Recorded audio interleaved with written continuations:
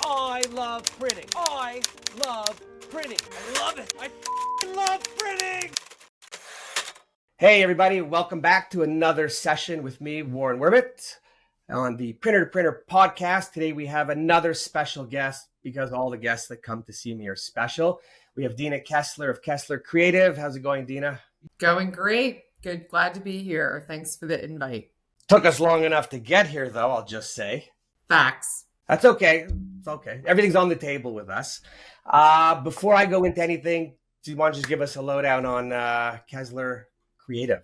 Sure. So Kessler Creative is a direct marketing agency. We are based out of Jacksonville, Florida, serve clients nationwide. We do a lot of the same commercial print and mailing that companies do. But what makes us unique, or what we like to say makes us unique, is clients can send us their work, their artwork, their print mail already, and we will help make sure, fulfill it properly and get it to its destination on time. But the unique piece of us is if somebody is trying to do something unique, that's where our creative team comes into play. And for a small company, because we are on the smaller side, about 50 employees, we know how to rally, meet with a client, really find out what they're looking to accomplish and work to create a unique plan for them. So say an NFL team wants to send out a gift to their business partners before the New Year's, and they've created these champagne glasses, and they want to get them delivered before New Year's. We know how to come up with a concept for that, creating a box and what goes in the box and packaging to get it delivered to those business partners in time for the new year. So that's some of like our unique ability, and between our creative team, our marketing team, and then the operations team, they just know how to pull all that together and create a wow piece that makes the client ecstatic, and the end result gets what they need. So, and you get tickets to the game? Yeah. Okay, good. No, that's a win-win. That's a win-win opportunity.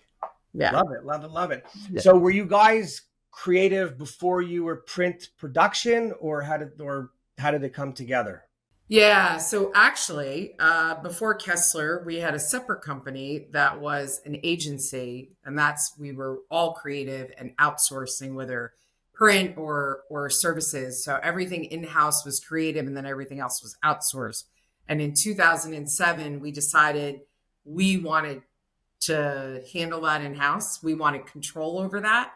And so we formed Kessler Creative, brought in a press, brought in certain equipment. And so a lot of people think Kessler Creative is an agency, right? Well, we are, unlike other same mail companies, but we are because that's how we started. But the beauty of us is we also do our own fulfillment in-house. Oh, that's pretty cool. That's a bonus. Yeah. So, wow, that's good. So, so going from agency to equipment and headaches, was it worth it? Yeah, we think so. It's the control of it and the understanding of what our clients need, and then adding equipment to match that has been really rewarding and very successful for us. So you don't buy equipment and they will come, do you? No. Because that was actually the old ways of doing things. I was mentioning the KBA that I bought before. That's what I did. I bought a $5 million 56-inch piece, and probably one of the last few people to actually maybe do something, build it, and they will come. But the good thing with that machine is they did come because there wasn't a lot of people around that had them. So it was a pretty good market until the guy in my city wanted one, put one in, and said, "Hey, I'm going to compete with you." So that whole benefit lasted maybe a year, but it was all good. So you have many teams. Talk to me about your teams, HR people, keeping them, hiring them. How does that all work today? Because a lot of people have a lot of issues. Yeah, well, staffing's not always easy. It's an art form, I think, for sure. And I will say this, I don't have a full-time HR person based on our company size, but I have an office manager, and that's part of their responsibilities. We've been fortunate to hire somebody that came from a lot of recruiting background. Oh, cool. So Yeah, so that's been really great for us. Literally, the last position we filled, she personally went through probably 100 resumes before she even gave anything over to a manager, and the managers were like, "This is fabulous! Like somebody gets it, This isn't." But and then from there, it's also the leadership's responsibility to help build the culture, create the environment inside, and keep that environment balanced, right? So it's good for the company and for the team. And that's kind of been our approach. And the leadership starts at the top with you and your husband? Yes, it does. It absolutely does. But we're really fortunate. We've got a leadership team for a small company of the size of 8, us two, and 6 others that sit at the meeting, that table every week. It's like one leader for every 3 people. Kind of. Yeah, it's No. pretty. Those are pretty good ratios. As long as there's Yeah. not too many egos of the leaders, then you're okay, because that sometimes tends to, get in the way. We didn't have an in-house HR person, but I had outsourced to an HR consultant Hmm. for all of our big hires, because if we were ever hiring someone and I was meeting somebody, for me, it was too easy to hire them because we needed them. And if they looked good and said the right things, and I think me and a lot of other owners make that mistake, we get a little excited. So I would bring in and have them interview with someone who's not part of us. And the person actually was an industrial psychologist, and they were able to ask questions that we were not allowed because they speak in confidentiality. So for the Interesting. so for the at the time I was spending $1,000 or $1,800 on a day of testing, and I have to tell you, like every time I went against the test, I lost. And today they have different testing that you could do online, but they don't lie. It tells you what's going on in the person's head. And I remember people used to say to me, $1,800, why would you spend so much money? And I'd say to them, well, if you bring a person in, you're keeping them for 12 weeks. They got to give them a few months to figure out, learn. I said, right away, 12 weeks is, if you're paying them $1,000 a week, that's 12 grand. You've introduced them to everyone. They know your system. They've seen everything. And if it's not the right person, the worst part about it is all of your people knew they weren't the right person from the beginning. Right. So for $1,800 or $1,500, I just try to find ways to leverage the right person, because there's just too much time and effort that goes in, having to deal with that all. Yeah, and I think about that, like you talk about bringing somebody in the time. It's not just it's all your team's time. And the one thing we've watched with when we say have a position that experiences turnover, quicker than you want to see, it it kind of can knock them down. Like the team's like, I just spent all this time like training and sharing and like encouraging. They're like, and sometimes maybe doing putting them through some testing and stuff like that. Or I love your idea of somebody on the outside too, right, that has nothing vested in the inside, right, might pick up on something that the inside team doesn't. So Well, someone knows yeah. someone who knows hiring, someone knows the Yeah. hiring process, knows labor law a little bit, right? Done. Because you need to understand today, unfortunately, today there's a lot more issues with employees, wants, needs, rights or no right or whatever, entitlement, call it what you want. We're all bending over backwards to do what we can. We want to minimize the aggravation that might come from it. Yeah, absolutely. So that's good. And are you finding people? Is there enough people out there, do you find?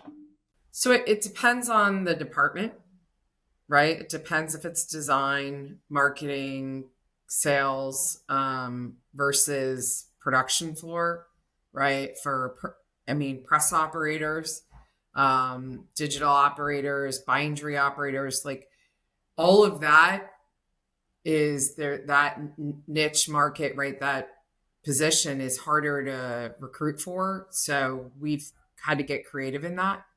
We're not always looking for an experienced person. We're looking for somebody with a list of skill sets.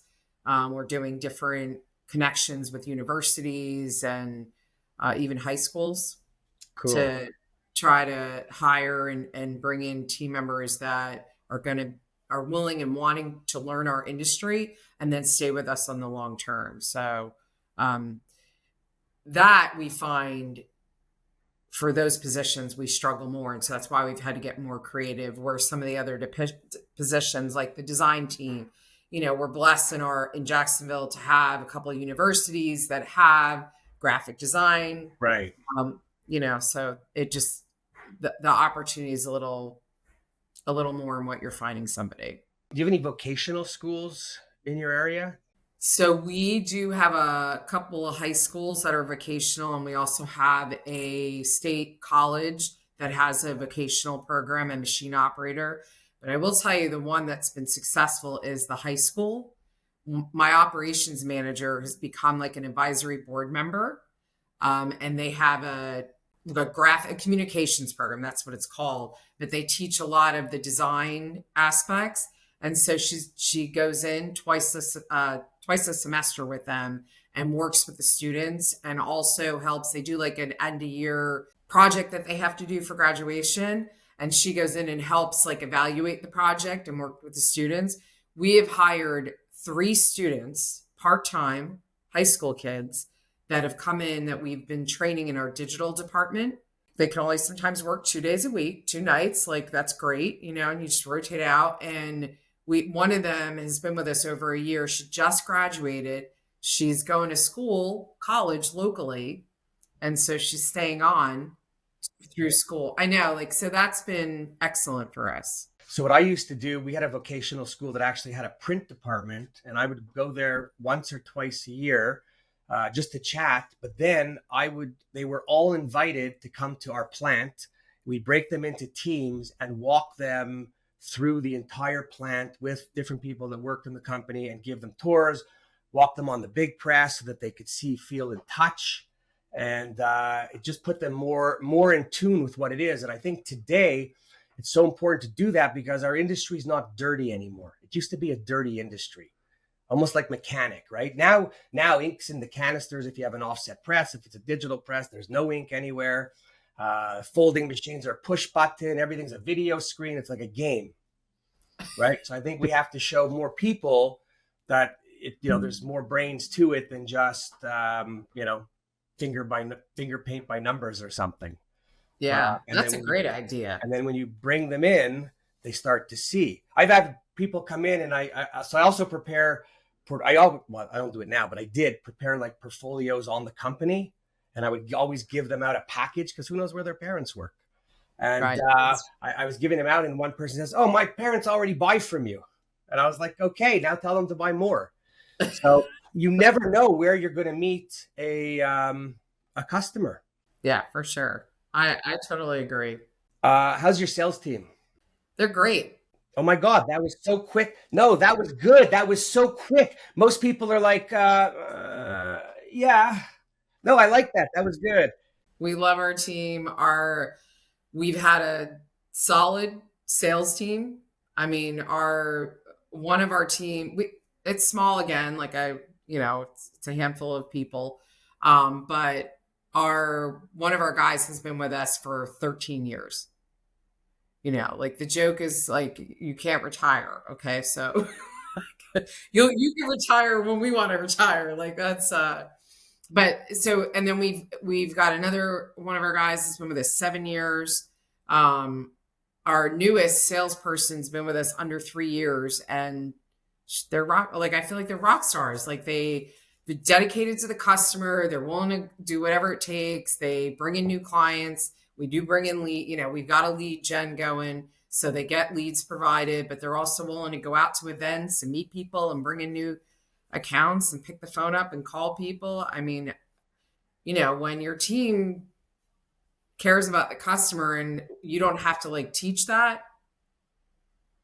huge. So, and they have a support team, customer service team, account managers, we've got 2 account managers and a couple of customer service. Cool. And so culture wise, how do you keep the spirit and everything up at the company? That's a work in progress always. I feel like anybody that says my culture's fabulous might be in denial of getting. Mine was until it wasn't. Right. So if you think it's great and you're not investigating it on the regular, then I don't know. But We have, first of all, we have quarterly staff meetings. So we'll quietly close the company once a quarter for a couple hours. Sometimes they're on site, bringing food. We have a meeting. We talk about exactly where the company is going, how it's doing. We're very open and honest with the team. We'll talk about what the future holds. We give out quarterly awards for great service and ideas, and we recognize the team for their hard work. And then Are rewards cash or is it like gift cards? no Or cash. okay, good. No, I don't mean Cash I is don't know. It king. doesn't have to be cash, but No. Well, it is cash. Cash is king. So that's how we, like yeah. the way you think. Yeah. Sometimes it's offsite. Like we might go bowling for a couple hours. We might, last quarter, we went to a park nearby and had all kinds of, the managers like put together all these fun games that the team played, and there were more cash, for winning. Like, so we just get out of the building. We try to get out of the building mostly for those and just go have fun together. So that's one piece. We care about training. So we've got an operations manual with our standard processes, and we make sure that people go through training processes about the company, about the products, their job for a couple of weeks, a month. It just depends. We have department meetings, and it says our doors are always open. So that's the other thing. Like my husband and I are not in the building all the time, but when we are, the team knows, or they know they can call us. They have our cell phone. And like I said, like we have a strong leadership team and they run the company and they do a great job. They care about their people. I mean, they're, they'll go to bat to make sure somebody's got what they need or extra time off if that's what it takes for them and their family, training, whatever it is the team needs. So It truly is all about the people, right? And I think we all know when we're about to hire that weak link, because you get that little pit in your stomach. It's like when you take on that order from the customer where they give it to you and you're like, shit, I didn't really want that one. Now I'm going to be miserable till it's delivered, right? We have to get better at pushing back on things, right? yeah, Although I like to, because just, and I found when you push back and you tell someone, you know what, it's not right, the good ones start to question why, what, and then usually come around and kind of do it your way. What? So I have two things. How do you market yourself? we have a couple of different processes. We do have a marketing person and they have an intern, and they report in. We have a director of sales and marketing as well, and they report into that position. But we track our leads. We are focused on, what new leads are coming in, whether it's through our website. We buy some leads sometimes through a source. We track everything that's happening. We'll do our own. We have a newsletter that we do I think it's every other month. We print and mail our own newsletter. We create our own content. Our marketing person does a great job. We do our own social media in-house, so we're on LinkedIn, we're on all the main things. And sometimes we'll advertise through there. We have our own Google ads that we do. We have a company that handles our SEO. And again, we're tracking everything. Every week we get, reporting from our marketing team of here's what leads come in for the week. Here's what's closed. Here's the percentage to our dollar spend. So everything we tell a customer they should be doing, we do. We put our money where our mouth is. So I love the question. So what's your take on sustainability? do you mean that from a perspective of sustainability as our company or sustainability of the environment? I mean it from any way you want to answer it. Okay, I'm going to answer it from the perspective is print and mail sustainable. Okay, because there's a lot of conversation out there about that. I think the more digital creation continues to happen for us and evolves, that technology evolves, the more value it brings to the printed materials, the more it shows why the print world and the direct mail world are viable investments, because there's a lot less chaos and clutter from it, and it's very targetable. So, I mean, I think there's a place for everything. And I think that Direct mail should have digital components. But I think when people say that that world is dying, and unfortunately, what I really hate is I hear that from leaders in the mail world. That drives me insane. It's like, no, it's not. Like, so stop saying that.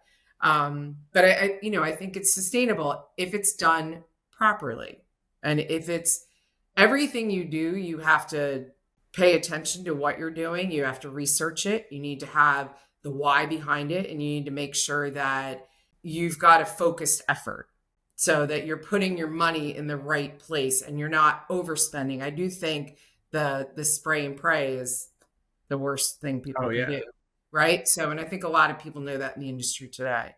But I think our industry is very sustainable if it's done properly and well. agreed. And what about sustainability on the environment side? We have to do our part on that. We recycle. Everybody should recycle.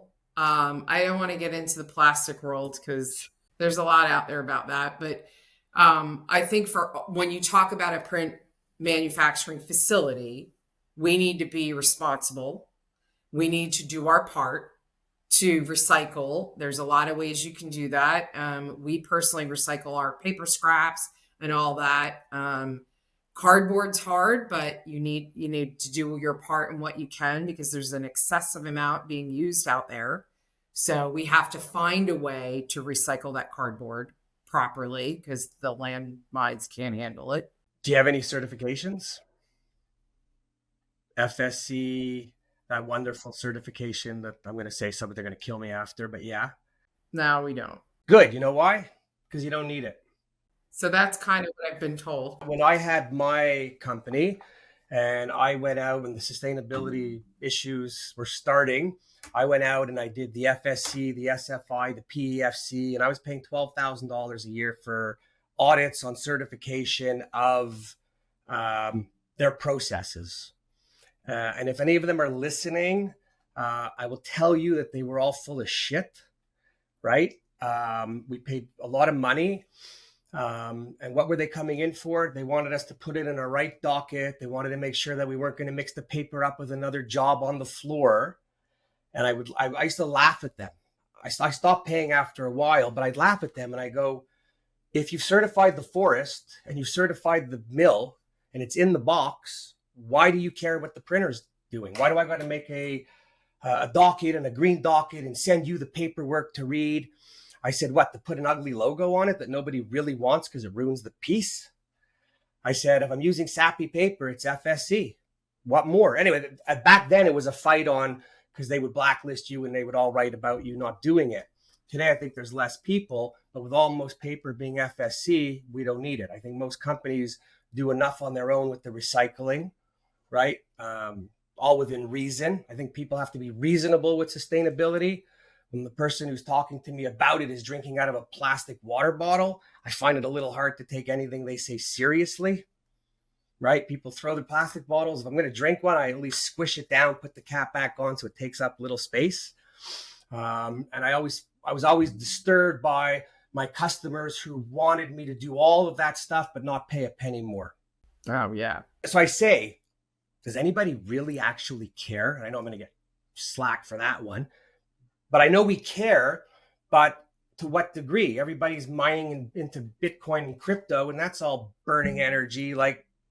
So I personally look at it all in a bigger picture and just try to be good all around and not to put anything down anyone's throat. But I just find our industry gets shot at a lot of stuff and a lot of companies want, but on the customer side, they're not necessarily willing to do. They just want things done. And that always bugged me.